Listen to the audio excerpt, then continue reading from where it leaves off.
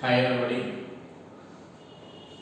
Up to last class we discussed about electric field with the point charge and its applications, like in case of how it affects the time period and how it affects the projectile motion. So like that, some of the applications of the electric field with the point charge and like motion of the point charge to the uniform electric field and the electric field properties, electric field lines properties. We all those discussed in the previous classes. And now from today onwards we are going to discuss the electric field with the continuous charge distribution. So for point charge formula we know, for point charge formula we derive like kq by r square formula. Now with the help of that point charge formula, now we are going to discuss about electric field due to the continuous charge distribution. So let us see this.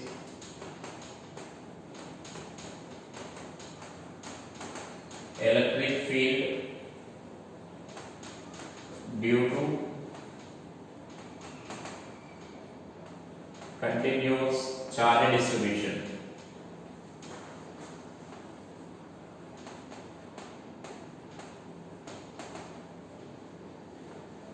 So in that, first let us consider a line of charge.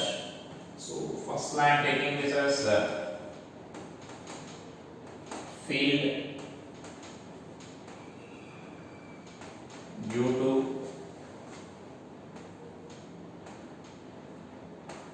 a line of charge of finite length.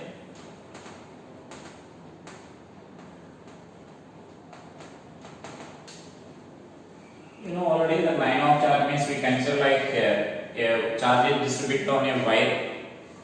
That means uniformly distributed, let us consider. Now we are and it is of finite length. We are going to discuss the case now. That means here I am taking the situation like this. So this is a line of charge having this positive charge. This lambda is let it be linear charge density. Now we are going to discuss we are going to find the electric field at this point here. Say the distance of r from this. And so now for this what we should do is, and I am taking to take it as a general formula. I am not taking that point as a symmetrical. Let it be asymmetrical point. Asymmetrical point means this point is not in the midpoint of middle region of this line of charge.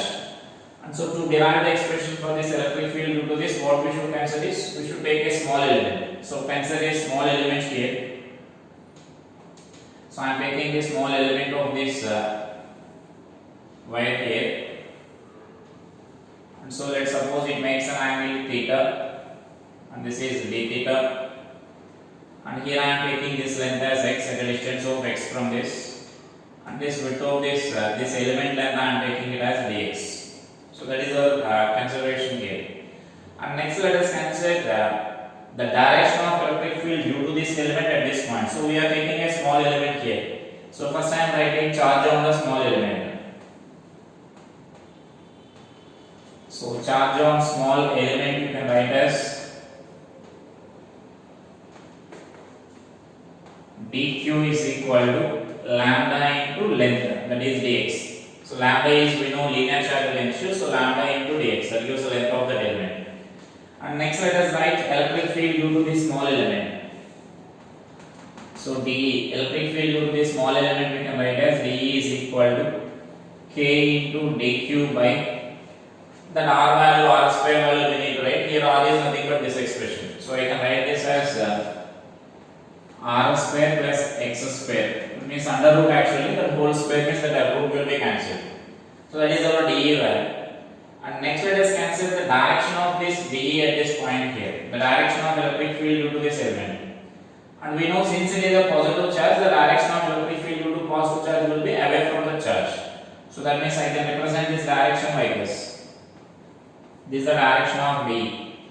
And so now you can observe that after writing the small element expression, I said already in the previous problems, we need to check whether all elements are producing the field in the same direction or not. If they are producing in same direction, we can integrate this expression directly, or otherwise we should resolve them into components and then we should integrate separately there. Suppose as I am taking this angle as theta, so this angle will be theta. So this is dE cos theta and this will be dE sin theta. So now from now onwards I will call this dE cos theta as perpendicular component. So perpendicular component in the sense perpendicular to this line of charge.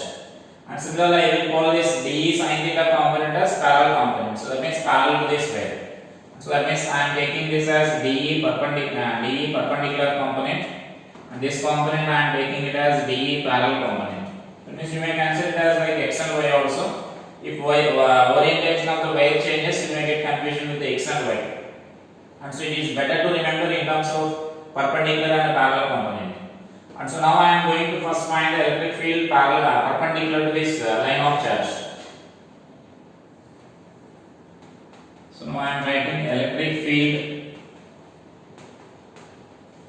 perpendicular to line of charge. So perpendicular to line of charge means I am writing like E perpendicular is equal to integral of dE cos theta. So just by integrating this, you can take this integral of the dE cos theta will give us a perpendicular components. And so now here you should observe this limits of this theta we can write like this. And so let us assume that this makes an angle alpha and this makes an angle beta. That means the line drawn from this end of the wire to this perpendicular, that makes an angle alpha, and the line drawn from the other end of the wire to this perpendicular, that gives an angle beta. So now let us take the limits later. Let us substitute this dE value now. Those are the limits actually we should consider. And so now just I am substituting this dE value here. So therefore this E is equal to E perpendicular component we can write as integral of dE means k into dq by r square plus x square into cos theta we need to write. That cos theta is nothing but we can substitute by using this expression here. So then by using this equation actually we can write the cos theta expression. So I can write this as r by under root of r square plus x square. Therefore this E perpendicular is equal to integral of k into lambda into dx, this is our dq value, into r by r square plus x square whole power 3 by 2. So now that is a value, now we need to integrate that expression. So to integrate that expression we can use some relations here. Now suppose I am writing by using this triangle, I can write this as so from the diagram you may write this x is equal to r tan theta you can write. That means we need to integrate by substitution method. So that means by using this triangle I am taking this x value you can write as r tan theta. So let us differentiate this so that we can eliminate this dx value. So dx is equal to r into secant square theta d theta. So now substitute that expression there. So then therefore this E perpendicular is equal to, so I can write this as k into lambda into r. Now dx value is r secant square theta d theta by, and again here it is actually r square plus x means you can write as r square tan square theta whole power 3 by 2. You know the simplification, further simplification of this expression. So then here r square you can take common so that you will get r cube. So I can write this as k lambda by r into the remaining term 1 plus tan square theta, which is secant square theta whole power 3 by 2 you will get, right? And so here one secant square theta is there. So then here secant square theta and secant cube, the square will be cancelled. So 1 by secant theta you will get. So that I can write this as cos theta. So cos theta d theta. Now see the limits there. And so now the limits are nothing but in terms of theta, now we can take the limits here. The limits are nothing but we can observe that we are integrating from this alpha to minus beta. Because alpha and beta are defined in the different directions. One is above the normal and other is below the normal. Both are defined in the different directions here. So I can take these limits as from minus beta to alpha. I can take the limits of that theta. Now integrate and simplify that, you will get the expression for electric field due to this component perpendicular to that. So I will write here the perpendicular expression. That means field perpendicular to this line of charge, electric field perpendicular to this line of charge is equal to k lambda by r into the differentiation of cos theta, you will get like sin theta, and limits are like minus beta to alpha, and therefore finally you can write this perpendicular component as k lambda by r into sin alpha, there minus of minus plus you will get plus sin beta. So that is the expression for electric field due to this perpendicular component, electric field due to the line of charge, and that is perpendicular component. That is only one component only. So just we are taking a small element like this, and we are writing the electric field due to this small element here, which is k q by r formula, r square formula. Now this electric field will be along this direction, so just we are resolving that into two components, and then we are integrating that. And so integration is nothing but and that means we are first finding the integration of this perpendicular component here. And so then here after substituting this cos theta value, we are getting an expression like this. This is a mathematical just integration simplification only. We are taking this x is equal to r tan theta, then finding the dx. So we are eliminating this dx value and x value by using these values in this expression, so that you will get this, and this is simplification of this. And then you will get finally this expression. So this is a expression for electric field with a line of charge of finite length and perpendicular component. That is only one component. Next we need to find the parallel component now. Parallel to this line of charge. So parallel to the line of charge means let us see the calculation.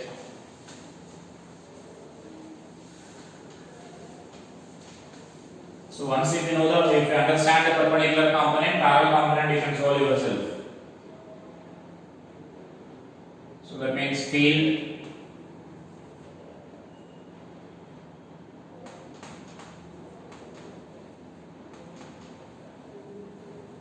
so parallel component of field. So I can write this as E parallel is equal to integral of d sin theta. A similar substitutions here. So then this value is k into dq by r square plus x square, and from the same triangle we need to write sin theta value. So sin theta you can write as x by, so sin theta is x by under root of r square plus x square, and this you can substitute as k into dq is nothing but lambda into dx into x by r square plus x square whole power 3 by 2. And so now that is again our simplification will be same. So that means this again we need to substitute this. So I am directly substituting those values now. That means again from the figure we cancel like x is equal to r tan theta, and dx value we can substitute this, and those values I am directly substituting in this equation now. Therefore I can write this E parallel is equal to parallel component is equal to k lambda into integral of x means r tan theta into dx means r secant square theta d theta. This is x dx substitution. And next here also let us substitute this x value. So r square plus r square tan square theta whole power 3 by 2. So I can write this as E parallel component is equal to, writing this. So then you can write this as k lambda, and here see r square, here I am taking r square common, then r cube you will get. So one r will be there, I am writing this r here. So after cancelling r terms in the numerator and denominator, and the remaining terms I can write it as tan theta into secant square theta d theta by, here you will get secant cube theta. because that 1 plus tan square is secant square, so secant square whole power 3 by 2 is there, so secant cube we will get. And so then this is nothing but k lambda by r into integral of, so then this is tan theta by secant theta, so I am writing this as tan theta into cos theta d theta. So after simplification 1 by secant theta you get, that is nothing but cos theta, so tan theta into cos theta.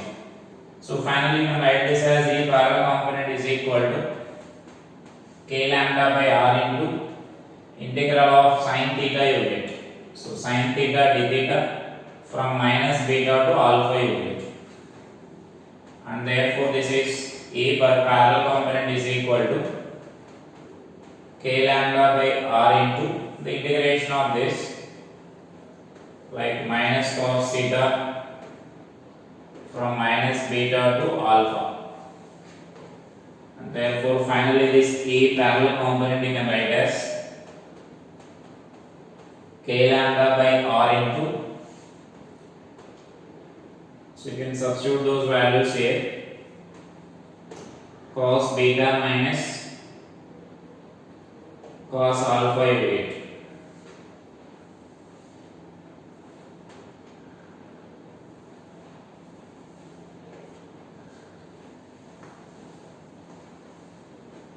So it is the expression for this electric field due to the line of charge and the parallel component there.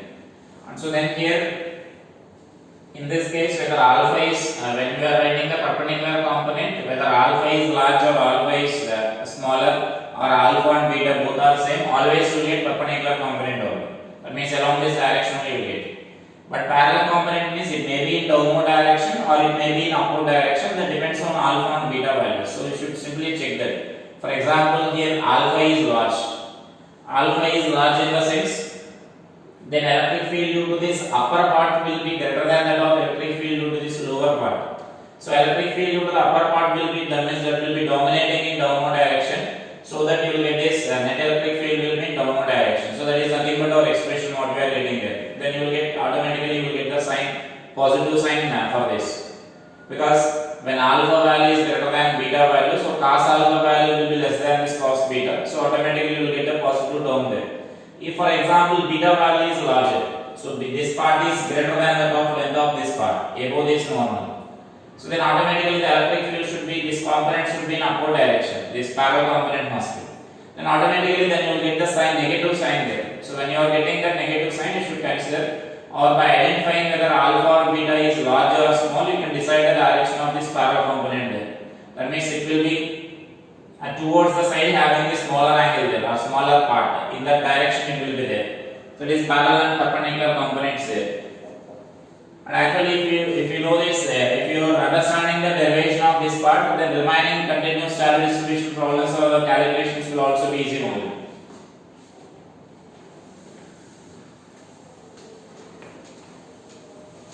And now in this some special cases will be there, so let us see those special cases. So I will write those parallel and perpendicular expressions here. So therefore this is the parallel expression, k lambda by r into cos beta minus cos alpha.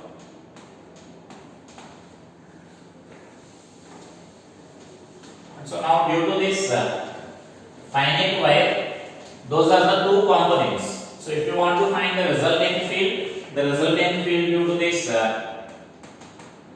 finite wire, then we need to write like E parallel square plus E perpendicular square under root. So this gives the net electric field, and the direction of net electric field is, again we can write our tan alpha formula, direction formula we can write. If these two are the components here, one is perpendicular and other is parallel, then resulting field is suppose say along this direction, this net field. If for example this is the phi, then tan phi value you can write it as E perpendicular, E parallel by E perpendicular we can write. So like that we can define magnitude and direction. If it is required to find the resultant electric field due to this finite conductor. Now let us see some applications of this.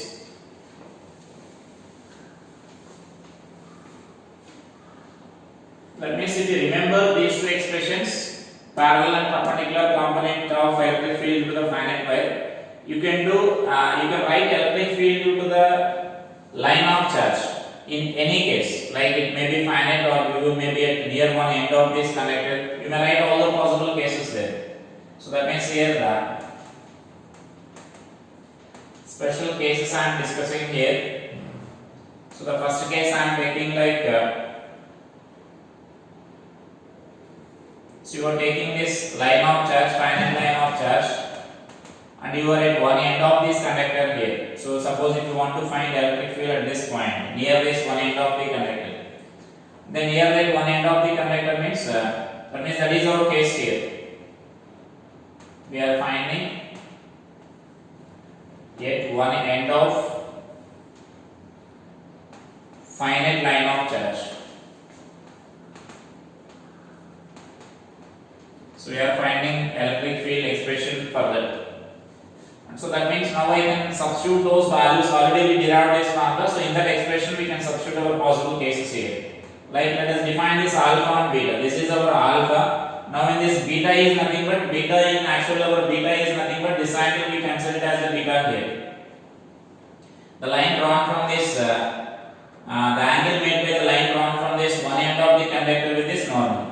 So now here if this length is decreasing, they are approaching each other. So if this point and this point will coincide with each other, then automatically the beta value will be 0 here. So I can write this beta value as 0 here. That means here beta value is 0. So you can substitute those values in that expression. Therefore I can write this E perpendicular component will be equal to k lambda by r into sin alpha. Alpha value, some finite value will be there. Depending on the problem, we can substitute that alpha value. Here sin beta value will be 0 just. And next similarly this E parallel component you can write it as k lambda by r into, so cos beta value is 1. So 1 minus cos alpha you can write here. So that means cos beta, beta is 0. So that cos beta value is 1. So 1 minus cos alpha you can write here. So these are the components now. That means at this point one component, perpendicular component will be along this direction and a parallel component will be along this direction. And if you want to find resultant field, you can find, and resultant direction also you can find, as I said in the previous. Parallel resultant magnitude is nothing but under root of E perpendicular square plus E parallel square. And angle, if you want to find resultant angle, net field angle made by the net field, you can define like this. If this angle is phi, then tan phi is equal to E parallel by E perpendicular we can write. So like that we can define both magnitude and direction of net electric field, we can define them due to this finite conductor and at one end of the conductor. And now let us take this this other end tends to the infinity. So means I am taking it as an extra case now.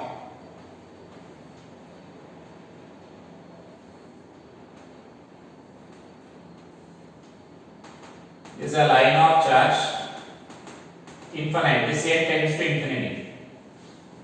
That means at one end of, or we can call sometimes it will be given as semi-infinite. So that means at one end of an infinite conductor, the other end tends to the infinite there. So that means in that case, here we can write this alpha is equal to pi by 2. That alpha value tends to 90 degrees. When this length is increasing here, this angle goes on increasing. And so the maximum possible angle is nothing but we consider it as 90 degrees. So that means when length tends to infinity, that angle alpha tends to 90 degrees. And still we are at one end only, similar to this. And so then here beta value will be still 0. So similar to this only, this end will be, only this end is tending to infinity there. So that alpha is 90 degrees and beta value is 0. That is at one end of semi-infinite conductor. This is, our case is now at one end of semi-infinite.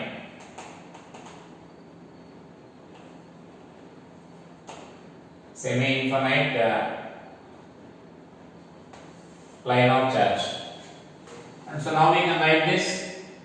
I can substitute alpha and beta values here. So that I am writing this perpendicular is equal to, this is our perpendicular now. So it is k lambda by r into sin pi by 2 plus sin 0. So which you can write this as A perpendicular is equal to k lambda by r. That is the perpendicular component of electric field. Next, similarly write the parallel component. So this is our parallel component formula. So that I can write this as k lambda by cos 0 minus cos 90 cos pi by 2. And so that this value is also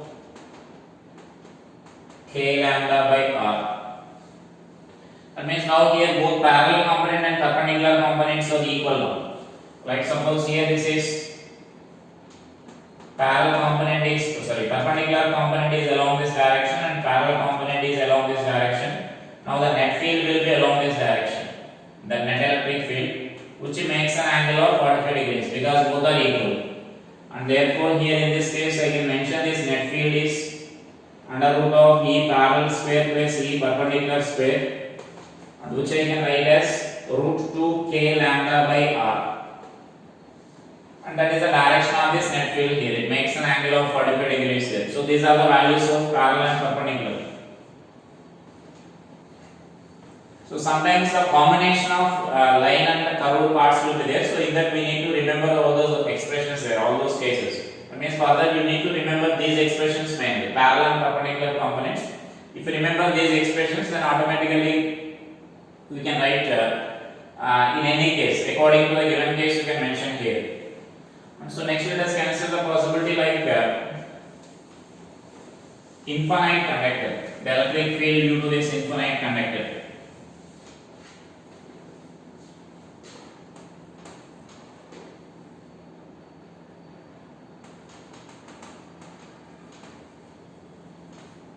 Field due to infinite line of charge.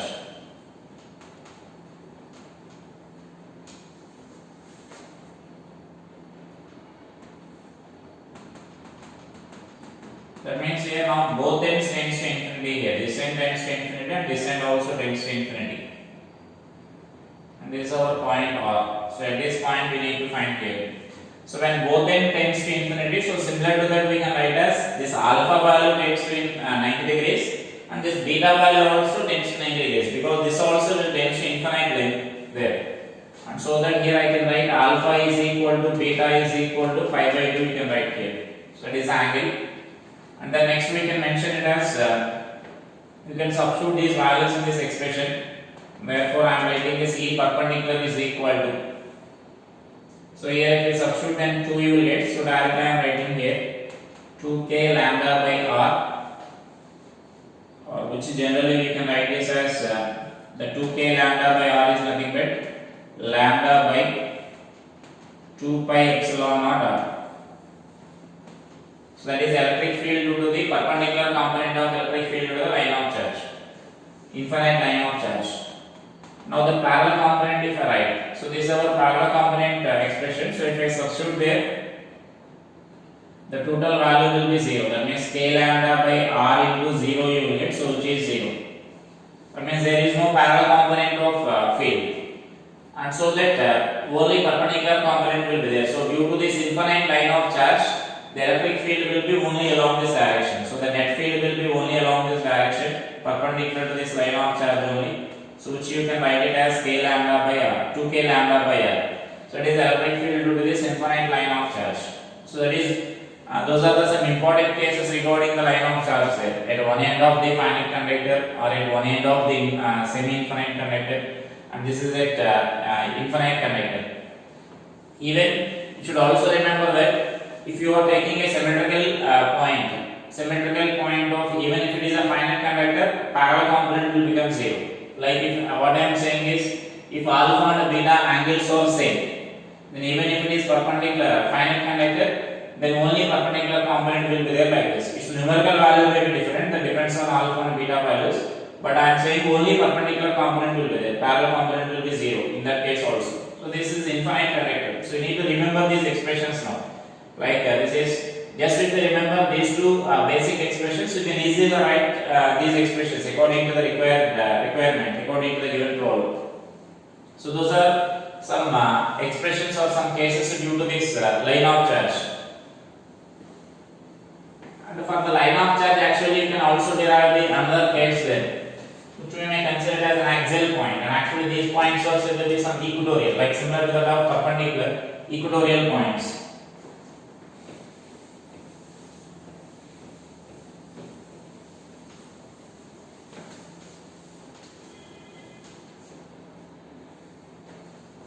Now next what I am taking is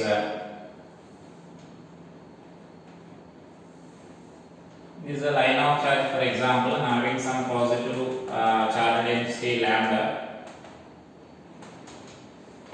Now I am asking to find the electric field at this point here. So this length is L and this length is R. You can solve this because we already derived a force expression when we were discussing the applications of this Coulomb's law. Like we place a point charge here. First you may find the force acting on the point charge. Then force per the unit charge is nothing but our electric field. So you can calculate electric field. Or directly if you want to calculate this electric field due to this line of charge, you may take a small element. So take a small element at a distance of x from this point. Let it be dx now. And then you can write electric field due to this small element now. K into dq, dq I can write as lambda into dx by x square. Now you can observe this, all these elements will produce electric field in the same direction, and so you can directly integrate this equation there. So integral of k lambda into dx by x square. Now the limits x varies from r to, if you are at this end then it is r, and this end will be r plus l. Those are the limits. Just simplify that, you will get the expression for this electric field. And already we derived the force expression actually, so you can also solve it by force expression. So that is electric field due to the line of charge and some important cases regarding the line of charge. And in the next class we will discuss about electric field due to the circular arc and the ring and the remaining object like disc we may discuss further. So that means those are some other topics there. So then from today, that means after completion of this case, just listen the class and derive these expressions by yourself without seeing. Just derive the expressions without seeing for all these cases. Just you listen the class first, and while watching this video, don't write any notes because it's just a derivation only. So then after completion of the class, you can go through the entire derivation by yourself, right? Because if you know this derivation, if you are able to derive this, then you can solve the problems based on it. And just the basic is, we need to remember the finite expression, and that means due to the finite conductor, parallel perpendicular components we need to discuss. We need to remember. If you remember those expressions, you can solve the remaining cases. For infinite or for semi-infinite, you can write the remaining cases. So then from tomorrow, we will discuss about the electric field due to the circular arc and the circular ring. Thank you.